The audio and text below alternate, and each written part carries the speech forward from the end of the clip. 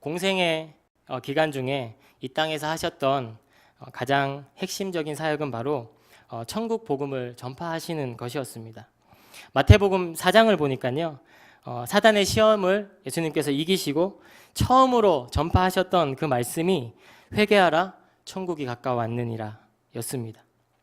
그리고 마태복음 24장 끝장에 보니까 14절 말씀에 예수님께서 죽으시고 또 부활하셔서 승천하시기 전에 마지막으로 제자들에게 한 말씀이 이 천국 복음이 모든 민족에게 증언되기 위하여 온 세상에 전파되리니 그제야 끝이 오리라 라는 말씀이셨습니다.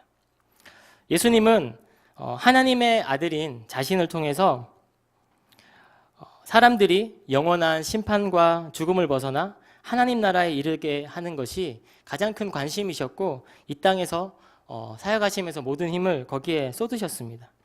하지만 당시 사람들의 관심은 천국에 대한 관심보다는 주님께서 행하셨던 일들에 대해서 더 많은 관심이 있었던 것 같습니다.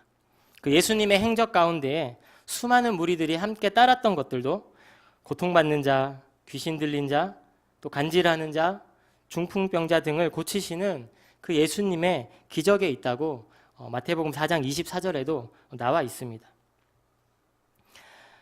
예수님은 그들의 육신의 필요를 채워주시면서도 아마 죽음 뒤에 영원한 세계를 보지 못하고 현실의 문제에 아파하고 초점을 맞추고 있는 그 사람들을 가엾고도 안타깝게 바라보지 않으셨을까, 저는 성경을 보면서 그런 생각을 해보게 됐습니다. 오늘 본문에 이르러서 예수님께서 제자들과 이 빌립보 가이사랴 지방으로 이르는 것은 다름이 아니라 이 밀려드는 무리를 피하여 조용한 곳으로 가기 위함이었습니다. 그리고 제자들과 함께 시간을 보내시는 가운데 마음속으로 이 가졌던 의문들, 가여웠던 이 마음들을 제자들에게 직접적으로 질문하시는 장면이 오늘 성경의 본문입니다. 사람들은 과연 예수님 자신에 대해서 어떻게 생각하고 누구라 부를까? 어떤 사람이라 말할까? 또 그 바로 옆에서 예수님의 그 사역을 바라보고 가르침을 받는 이 말씀을 들었던 제자들은 자신에 대해, 예수님에 대해 어떤 사람으로 생각하고 있을까라는 질문이었습니다. 제자들의 그 대답에 사람들이 나를 어떻게 생각하느냐, 부르느냐라는 그 대답에 제자들은 다양한 생각을 가지고 있다라고 이렇게 대답을 합니다.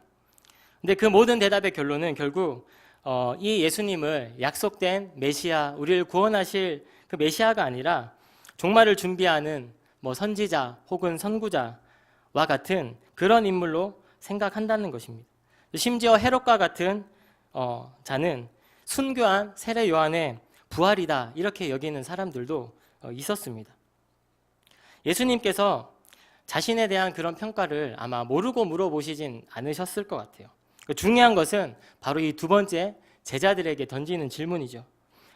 동일한 질문을 그 제자들에게 던지면서 예수님은 그들에게 구원의 이름이신 그리스도, 곧 메시아의 신분으로 이 땅에 오셔서 우리를 구원하실 왕, 이 신앙의 고백을 이끌어내시기 위하여서 제자들에게 이 질문을 하셨던 것 같습니다. 비록 베드로가 대답하였지만 아마 제자들을 대표하여서 그 같이 함께하는 제자들도 동일한 마음으로 아마 이 고백에 동의를 했을 것 같습니다. 16절에 베드로 고백했던 것이 바로 주는 그리스도시요 살아계신 하나님의 아들이시니이다 라는 이 신앙의 고백인 것입니다. 주님이 원하셨던, 듣고 싶으셨던. 오늘 이 신앙의 고백을 우리 같이 함께 묵상하면서 우리 그리스도인들의 삶 가운데에도 이 신앙의 고백이 끊어지지 아니하고 하나님이 어떤 분이신가 할 때에 우리 입술에서 이런 고백이 함께 선포되어지길 간절히 소망합니다. 우리 첫 번째 고백을 같이 한번 볼까요? 주는 그리스도십니다. 우리 같이 한번 해보겠습니다. 주는 그리스도십니다. 아멘. 그리스도십니다. 아멘. 이 그리스도라는 말은 여러분 잘 아시다시피 기름 부은 자, 곧 이제 구약 시대에서부터 기다려온 메시아, 우리를 구원하실 이가 바로 주님이라는 이 고백인 것입니다. 베드로가 비록 정답에 가까운 답을 하긴 했지만 그 의미까지 완전히 이해하고 대답한 것은 아닌 것 같습니다. 왜냐하면 그 시대의 제자들도 마찬가지고 이스라엘 백성들이 생각했던 이 메시아라는 존재는 죽음 이후의 세계보다는 지금 고통받고 있는 우리의 현재의 삶을 해방시켜주는 이 로마의 압제로부터 우리를 해방시키고 우리를 구원할 그런 왕으로 믿고 생각하는 사람들이 더 많았기 때문입니다. 하지만 우리가 잘 알다시피 주님이 이 땅에 오셔서 우리의 구원을 이루시는 방법은 이 사람들의 생각과는 전혀 다른 것이었습니다. 사람들은 눈앞의 현실의 문제에 대한 목마름과 해결을 원했지만 예수님께서는 죽음 이후에 받게 될 영원한 심판 또 형벌에 대해서 그것들을 구원할 이로 내가 이 땅에 왔다라는 것을 말씀하고 계시는 것입니다. 다시 말해서 베드로가 또 제자들이 주님을 구원자라고 그리스도라고 고백을 하긴 했지만 무엇으로부터 구원을 받는지에 대해서는 예수님의 생각과는 전혀 달랐다라는 것이죠. 저 역시 영원한 죽음에 이를 수밖에 없는 죄인의 신분에서 주님으로 말미암아 구원함을 입었습니다라고 고백하곤 있지만 실제로 내 삶 가운데 내가 고백하는 구원자로서의 그리스도의 모습은 나의 현실적인 문제를 해결해 주길 바라고 지금 당장 닥친 나의 그 일들을 하나님께서 도와주시길 원하는 때가 더 많다라는 것입니다. 이것은 마치 예수님께서는 끊임없이 사람들에게 천국 복음을 전파하며 영원한 죽음에서 죄인인 우리를 구원하기 위하여서 그 복음을 전하셨지만 예수님을 따랐던 무리들은 내 병이 낫기를 아니면 내 문제가 해결되기를 지금 내 앞에 현실 앞에 닥쳐진 문제만이 해결되어지기를 바라는 것과 같은 것이 아닐까 생각을 해보게 되었습니다. 우리가 현실에서의 이러한 문제들과 어려움들을 하나님 앞에 구하고 하나님 앞에 그런 필요들을 필요한 것들을 얻는 것이 잘못됐다라고 말하는 것은 아니지만 언제부터인가 정말 우리에게 중요한 우리를 영원한 죄와 죽음에서 구원하신 하나님의 그 크신 사랑에 대하여 그 감사한 마음이 우리가 잊어버리고 살 때가 너무나 많다라는 것입니다. 그런 의미에서 저는 날마다 우리가 하나님을 그리스도라 고백할 때에 주님만이 우리의 영혼에 죽을 수밖에 없는 이 죄인을 구원하신 영원한 구원자라고 고백할 수 있게 되기를 소망합니다. 정말 죽을 수밖에 없는 이 죄인을 구원해 주신 하나님, 나 같은 죄인을 위해 생명을 내어주신 예수님의 그 사랑이 내 삶 가운데 가장 중요합니다라고 고백하는 것 말입니다. 내가 현실에서 겪는 고통과 아픔이 조금 있을지언정 영원한 천국에 대한 소망과 감사가 내 삶 가운데 있다면 그것을 통해 주님이 나와 함께 하심을 날마다 누릴 수 있다면 우리의 삶이 조금 어렵고 힘들다 할지라도 내가 생각하는 대로 풀려지지 않는다 할지라도 우리는 하나님 앞에 감사할 수밖에 없는 삶을 살 수 있지 않을까요?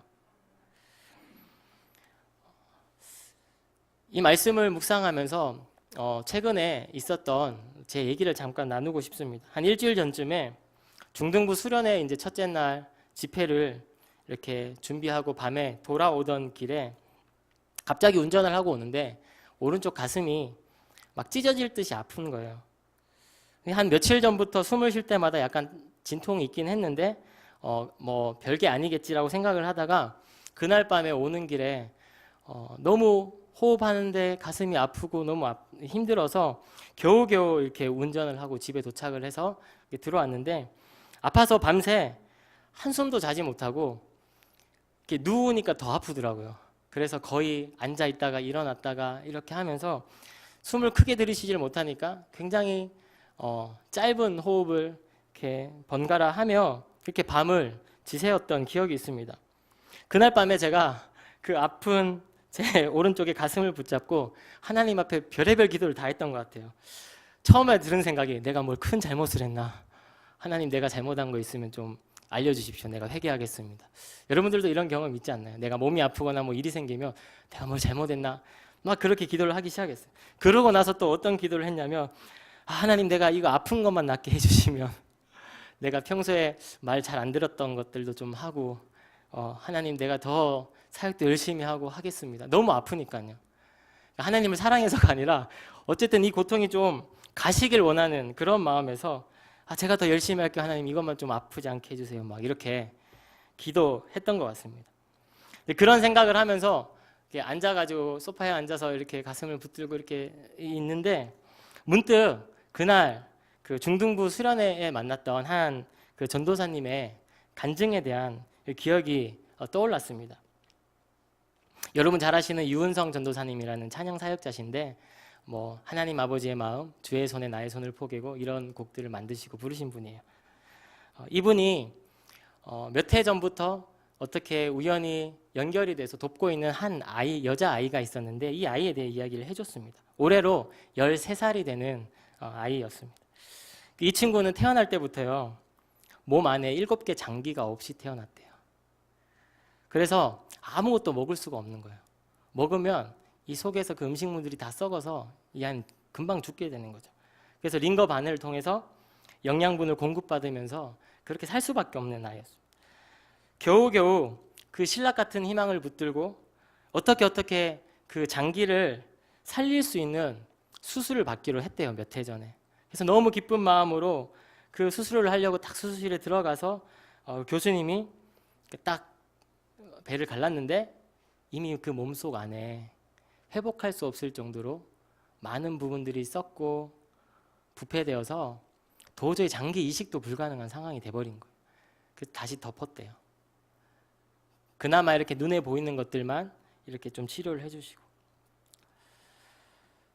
대부분 이런 경우에 10살도 되기 전에 다 죽는다고 한답니다. 근데 아직까지 13살이 된 올해 이 아이가 살아있는 것조차가 기적인 친구인 거죠. 이 아이의 집은 서울에 살다가 치료비가 기하급수적으로 많이 들 거 아니겠어요? 이렇게 비용이 많이 들고 하니까 집이 어려워져서 또 이사를 하고 점점점 작은 집으로 또 지역도 지방으로 지금은 지금 평택에 있다고 해요.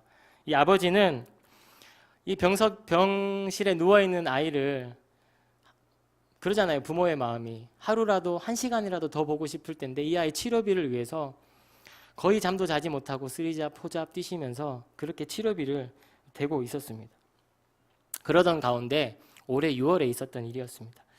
이 아이가 상태가 급격하게 나빠져서 거의 죽게 되었다는 소식을 듣고 이 유전도사님이 병원을 방문해서 이렇게 봤는데 너무 위급한 상황이라 면회도 되지 않고 중환자실에 이렇게 손만 얹고 기도하고 오셨대요. 근데 이 아이가 왜 이렇게 갑자기 안 좋아졌나 했더니 링거 바늘 있잖아요.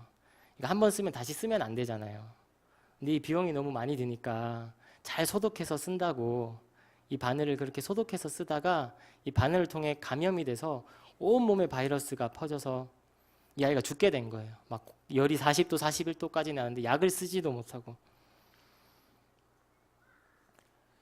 그래서 이 전도사님이 그날 그 병원을 다녀와서 자신의 SNS에도 올리고 극동방송에도 연락을 받고 해서 이 아이 좀 살려달라고 우리 같이 기도해 주시라고.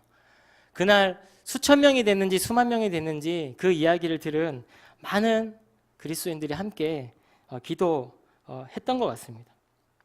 근데 정말 기적과 같이 그 다음 날에 이 아이가 갑자기 열이 떨어지기 시작하고 안정을 찾고 호흡이 돌아오면서 깨어나게 된 거예요. 이 딸이 깨어나고 나서 이 엄마가 가장 먼저 고백한 것이 살려주셔서 감사하다라는 그런 고백이었다고 합니다. 사실 여러분, 그 아이가 살았다고 해서 뭐가 그렇게 감사한 일일 수가 있습니까? 이미 몸에 모든 장기가 없고 바이러스는 퍼져 있고 언제 죽어도 이상하지 못할 상황에서 계속 사는 것 자체가 고통인데 어떻게 감사할 수가 있을까요?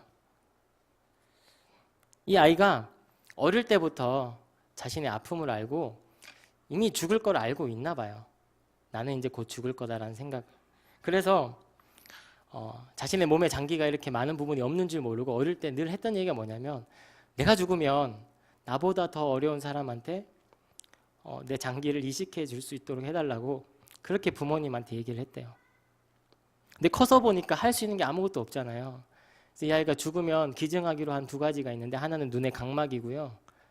하나는 자신의 머리카락이었대요. 그래서 그때부터 머리카락을 자르지 않고 계속 길렀다 그러더라고요. 그래서 이 아이가 3일 만에 깨어나가지고 가장 먼저 한 게 혹시 자기가 또 이렇게 위급한 상황이 올까봐 길렀던 머리카락을 잘라서 기증했다고 제가 그 얘기를 들었습니다.